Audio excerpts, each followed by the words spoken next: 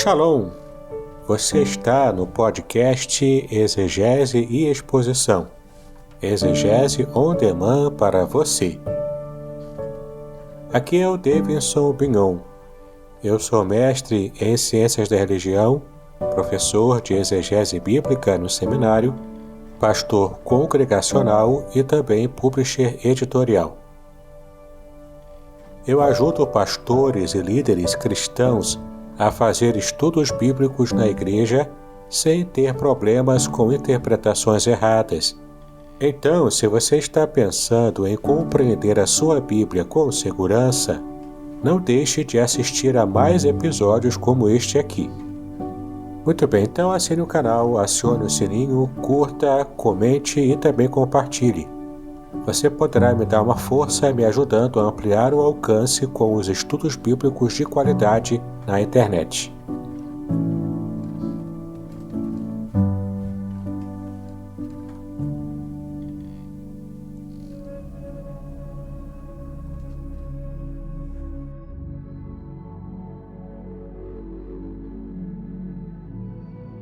Muito bem, chegamos em mais um episódio da nossa série especial sobre a introdução ao livro do Apocalipse.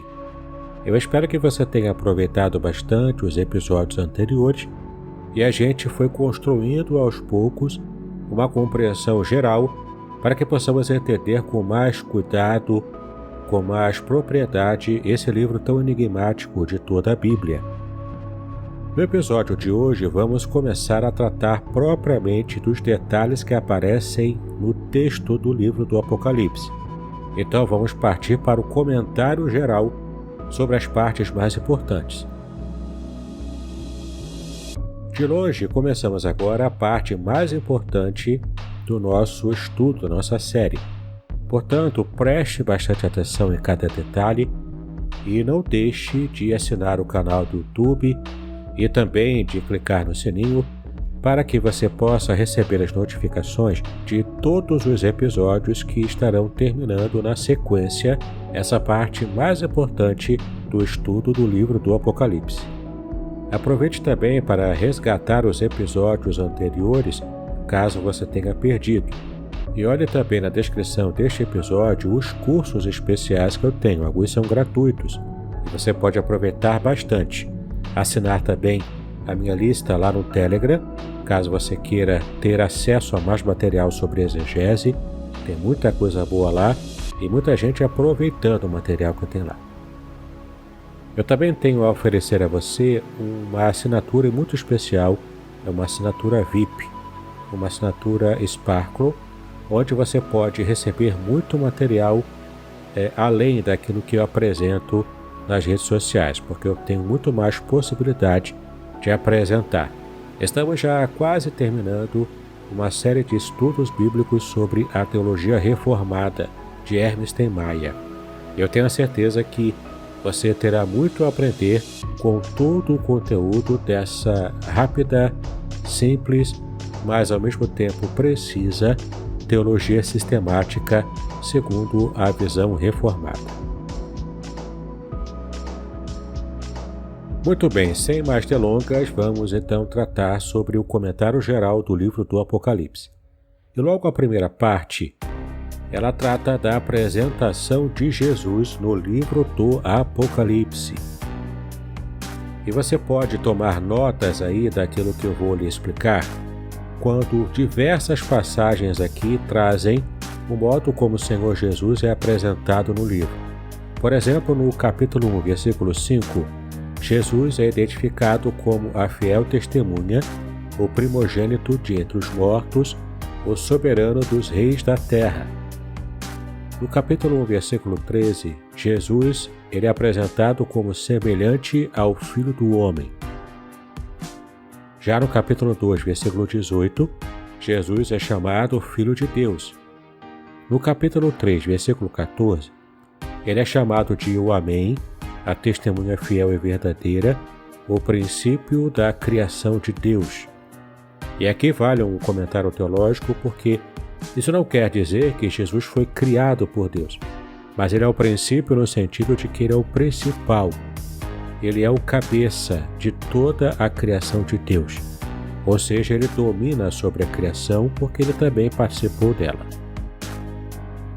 No capítulo 5, versículo 5, nós vimos que Jesus é chamado de o leão da tribo de Judá, a raiz de Davi.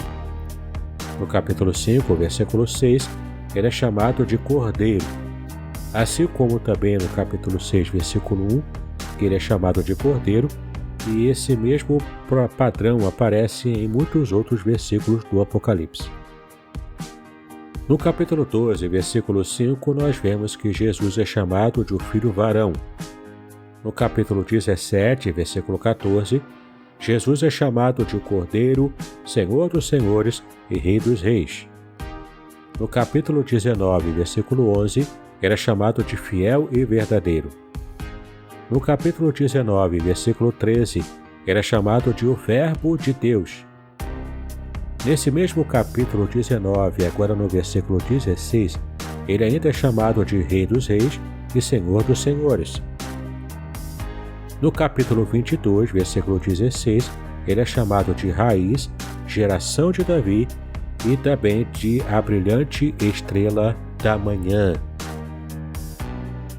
É fantástico, né? Todos esses títulos que são aplicados ao Senhor Jesus nos dão essa imagem muito forte de todo esse poder, essa glória, essa graça que o Senhor Jesus também estende a todos os seus servos.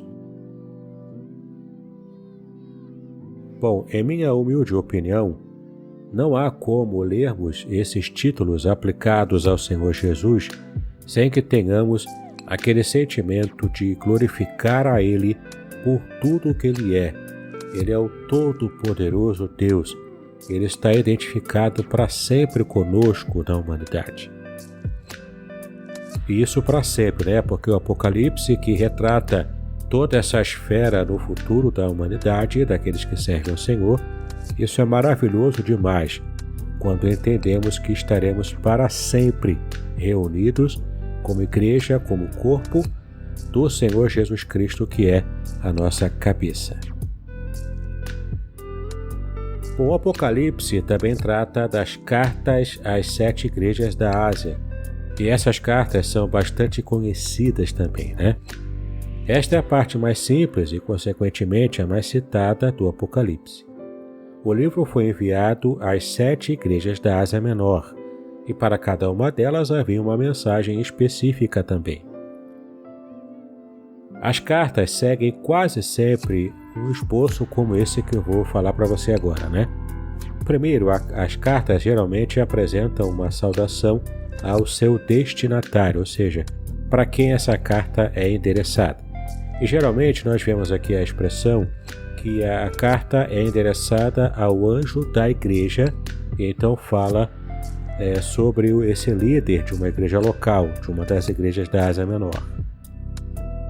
Depois, a carta também faz referência ao seu autor, que não é João, mas é o Senhor Jesus Cristo. Ele próprio, usando a instrumentalidade do apóstolo João, produziu a carta e mandou então para as igrejas. Depois temos o conhecimento do Senhor Jesus sobre a igreja para a qual ele está enviando a carta. Depois há um elogio com relação às qualidades dessa igreja. Depois ainda há uma repreensão contra os erros dessa igreja. Continua então com um aviso sobre a vinda do Senhor e também sobre o juízo divino, tanto contra a igreja quanto também contra o mundo.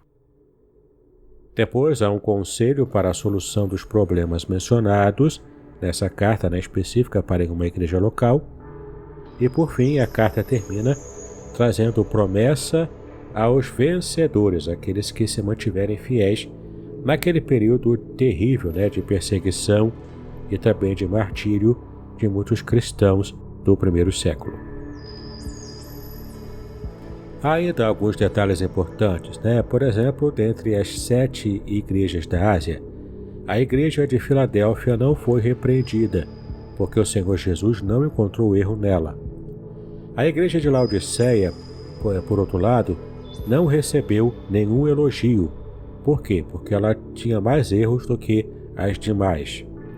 Curiosamente, um sínodo realizado em Laodiceia, no século IV depois de Cristo, naturalmente, negou o reconhecimento ao Apocalipse como um livro canônico, ou seja, como um livro inspirado. Provavelmente, então, a igreja de Laodiceia teve muitas dificuldades na sua vivência cristã para testemunhar do Evangelho do Senhor. Em algumas das cartas, percebemos ainda uma relação direta entre a apresentação que o Senhor faz de si mesmo com o conteúdo da mensagem que essa igreja da Ásia recebeu. Por exemplo, nós temos aqui a igreja de Éfeso, que ela é relacionada à figura do candeeiro, que é aquela lâmpada antiga, como está no capítulo 2, versículo 1 e também no versículo 5 deste mesmo capítulo. Outro exemplo ainda é a igreja de Esmirna, que está associada à morte e vida em Apocalipse, capítulo 2, versículo 8 e no mesmo capítulo, versículos 10 e 11. A igreja de Pérgamo, ela está associada à figura da espada, no capítulo 2, versículo 12 e no versículo 16. E por fim, a igreja de Filadélfia, ela foi associada à porta aberta ou fechada. Essa é a imagem da porta que abre e fecha, como está no capítulo 3, versículo 7 e também no versículo 8. Bom, mas em outras cartas, essa relação direta entre a mensagem e o modo como o Senhor Jesus se apresenta, essa relação não está tão clara assim. Talvez tenhamos perdido um pouco das características originais quando o texto foi traduzido para a língua portuguesa.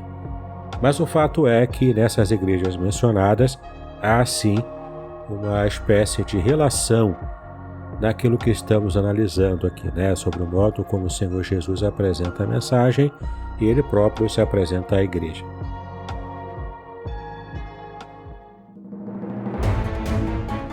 Podcast Exegese e Exposição. Exegese on demand para você.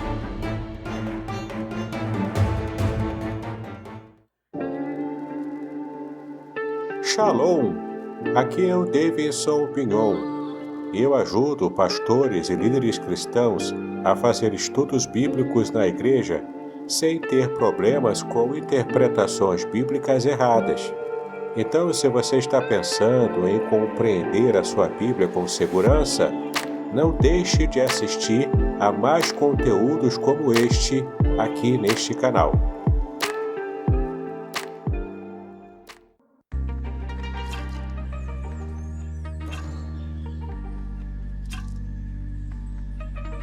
Bom, entre as teorias existentes sobre as 7 igrejas, destacam-se as seguintes que eu vou estar relatando para você. A primeira teoria diz que as 7 igrejas representam a história judaica, que é diferente daquela que eu já expliquei, que representaria a evolução da história cristã.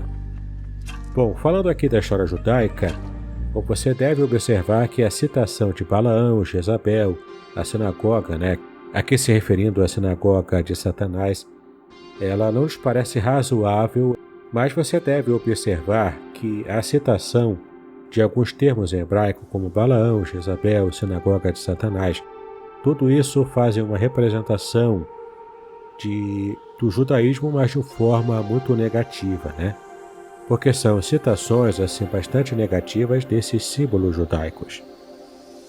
Por causa disso, essa teoria primeira não nos parece razoável para que a gente possa entender uma compreensão do que representaria essas 7 igrejas da Ásia.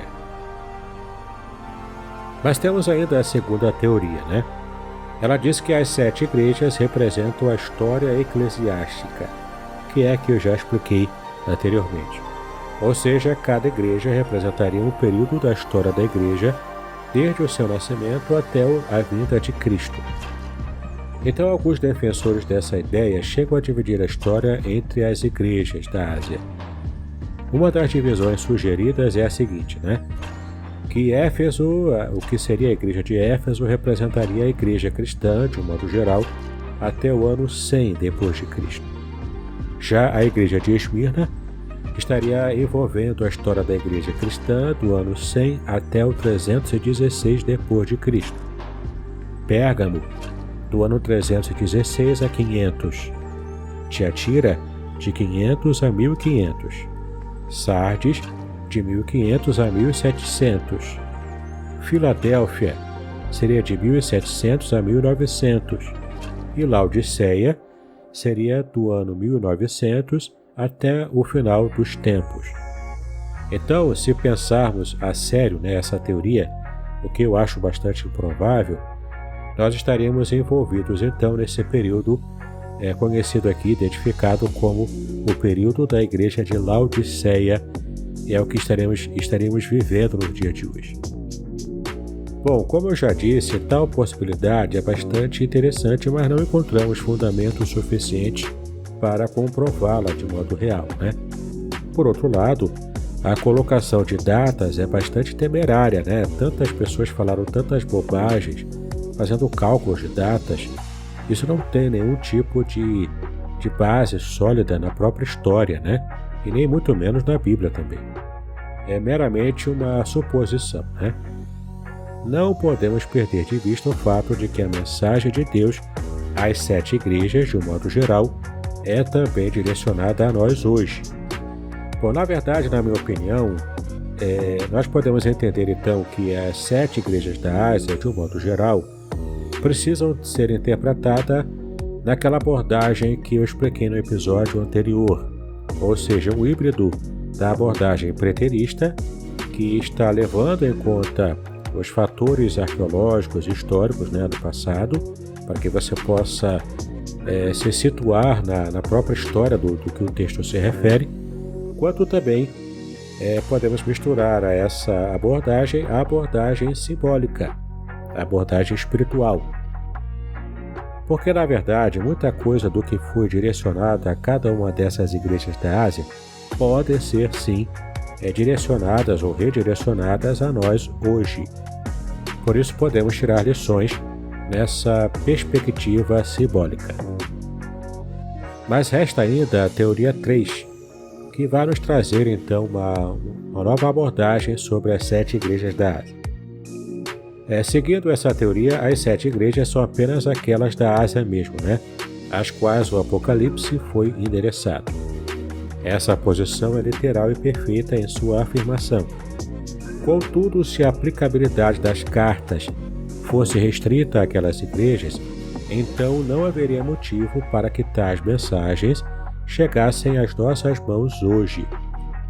Bom, enfim, todo o livro do Apocalipse nos seria estranho e inútil se pensarmos apenas considerando essa terceira teoria. Por quê? Porque ele foi originalmente destinado apenas às 7 igrejas da Ásia. O entendimento literário está exato, mas nós não podemos desconsiderar o peso simbólico desse texto. O próprio número 7, como nós já estudamos anteriormente, né, significa perfeição, totalidade ou plenitude. Esse entendimento, então, faz com que as 7 igrejas representem a totalidade da Igreja de Cristo em todos os tempos e também em todos os lugares. Percebe, então, quanto faz mais sentido nós estarmos escolhendo também para interpretarmos as 7 igrejas da Ásia essa abordagem híbrida, envolvendo o conhecimento histórico, também o conhecimento arqueológico. Isso você pode fazer consultando vários comentários bíblicos especializados, né? Tem bastante material bom no mercado. Algumas bíblias de estudo também podem trazer comentários que são relevantes, mas eu sempre recomendo cuidado ao usar uma bíblia de estudo. Escolha bem a bíblia que mais interessa a você, para que você possa então perceber alguns detalhes importantes. Na descrição deste episódio também tem um livro que é um comentário exegético de todo o livro do Apocalipse. Eu recomendo muito que você esteja adquirindo e consultando esse manual, porque você terá uma abordagem muito fiel muito completa sobre todos os detalhes que aparecem no livro do Apocalipse. Outro detalhe muito interessante que nos traz algumas informações importantes também no livro do Apocalipse é como se processa a adoração nesse livro. A adoração é um elemento de grande destaque no Apocalipse. O tema central é o combate entre o bem e o mal. Os seres humanos ou celestiais demonstram o seu posicionamento nesse conflito através da adoração que prestam ao Senhor. Um dos grandes desejos de Satanás é conseguir para si a adoração que é devida somente a Deus. Confira isso em Mateus capítulo 4, versículo 9. E nós temos também uma lista aqui bastante interessante sobre como a adoração é apresentada no Apocalipse. No capítulo 4, versículo 10, a adoração é dirigida a Deus. No capítulo 5, de 12 a 14, ela é dirigida a Deus e também ao Cordeiro. Então, o Cordeiro de Deus, o próprio Senhor Jesus, também é alvo de adoração. No capítulo 9, versículo 20, a adoração é dirigida falsamente a demônios e também a ídolos. No capítulo 11, versículos 1 e 16, a adoração é servida apenas a Deus.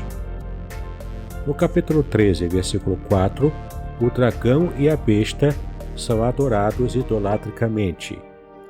No capítulo 13, versículo 12, a besta é adorada também de modo idólatra. No capítulo 13, versículo 15, nós temos a adoração idólatra à imagem da besta. Já no capítulo 14, versículo 2, nós vemos novamente Deus sendo adorado verdadeiramente. Mas lá nesse mesmo capítulo 14, nos versículos 9 e 11, novamente a besta e a sua imagem é adorada de modo idólatra. O mesmo acontece no capítulo 16, versículo 2. No capítulo 19, versículo 4, Deus novamente é adorado. Nesse mesmo capítulo 19, no versículo 10, um anjo ele recebe a adoração, mas ele recusa essa adoração. E Deus também é adorado nesse versículo. Nesse mesmo capítulo 19, no versículo 20, novamente a imagem da besta é idolatrada. No capítulo 20, versículo 4, a besta e a sua imagem são também adoradas. E por fim, no capítulo 22, versículos 8 e 9, o anjo é adorado, ele recusa a adoração, e terminamos então com a adoração direta a Deus.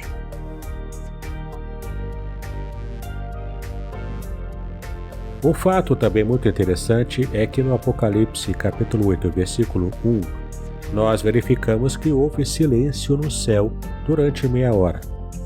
Isso nos faz deduzir que existe um som de louvor e adoração constante no céu. João viu os 24 anciãos e os seres viventes que adoravam a Deus e ao Cordeiro. Temos assim as impressionantes profecias do livro, que estão intercaladas com manifestações de adoração e cânticos. Em sua visão do céu, por exemplo, João viu um santuário e também viu peças que nos lembram o tabernáculo e o templo do Antigo Testamento. Então existe no céu um lugar de culto utilizado pelas hostes celestiais. Ali também adoraremos a Deus e ao Cordeiro pelos séculos dos séculos.